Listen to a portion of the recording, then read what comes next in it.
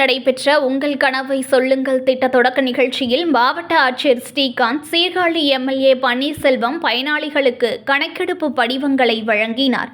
கடந்த 5 ஆண்டுகளில் அமல்படுத்தப்பட்ட பல்வேறு அரசு திட்டங்களின் மூலம் பயனடைந்த பயனாளிகளின் தரவுகள் மற்றும் விவரங்களை உறுதிப்படுத்தவும், திட்டங்களின் தற்போதைய செயல்பாட்டு நிலை குறித்து பொதுமக்களின் கருத்தினை அறியவும், மக்களின் எதிர்கால கனவுகள் மற்றும் தேவைகளை அவர்களது வசிப்பிடங்களுக்கே சென்று நேரடியாக அறிந்து கொள்ளும் உங்கள் கனவு சொல்லுங்கள் திட்டத்தின் தமிழ்நாடு முதலமைச்சர் காணொலி வாயிலாக தொடக்கி வைத்ததை தொடர்ந்து மயிலாடுதுறையில் இந்நிகழ்ச்சி நடைபெற்றது.